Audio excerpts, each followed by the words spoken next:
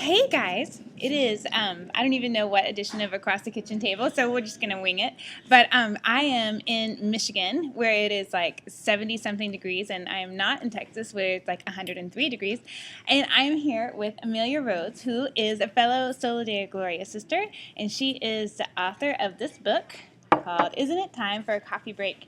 And it is a book that is all about community, which is my heart, as you know.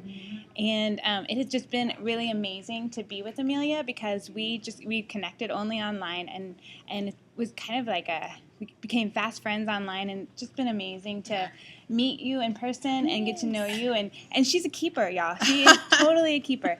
So I'm going to let her explain a little bit about her journey with authenticity. Thanks for having me, Jen. It has been great to meet you in person, and it's proof that friendships online can develop into solid, authentic friendships in real life. And authentic friendships has become a passion of mine because it turned my life upside down. And I tell the story in the book about how we moved to Florida about 10 years ago before we moved back to Michigan. And we moved to Florida, we didn't know anybody. And we showed up at this church one Sunday morning, not knowing a soul. And God just immediately opened the door for these friends who became like family.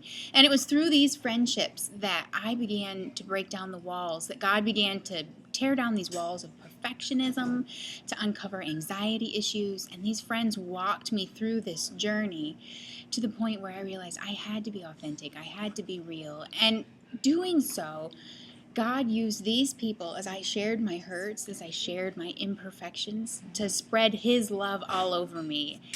And when you allow people to see where you're at and the true you, they can be God's hands. They can be God's voice and speak love. And then once I became secure in that love and understood how deeply He loved me, and I was secure in that, then I could reach out and offer that to others. And I just really can't explain how doing life together with others, allowing them to see me broken and hurt, just changed my life. And so it's been a privilege to share part of that story in the book. Yeah. And see the discussions that it started, and to hear of women who are opening up their homes, who are starting coffee break groups in their local towns, and realizing I need to reach out, that I can be secure in God's love and offer that to others. Yeah, I think it's an amazing step of bravery to take that first step, Right. and saying this is really who I am, and I don't feel like I'm going to be enough, but who else? It honestly takes more energy to be someone who you're not, Right. than to just be true. And I think that's where the key comes in, starting in knowing God's love and who you are because of God's love for you. Right. Because then we realize we are enough because He says we're enough. Right. And it doesn't matter what anybody else thinks. And that just gives us this freedom to reach out to others. Yeah, and it's a daily walk in grace, too, because if I know that I'm not going to be perfect, I'm going to have the expectation that I will mess up. And my friends, if I'm going to be authentic, they know that I'm going to not be perfect either. Right. For example, last night, Amelia was giving this amazing presentation on social media, and I decided that I had a few things that I wanted to interject. And they were great things.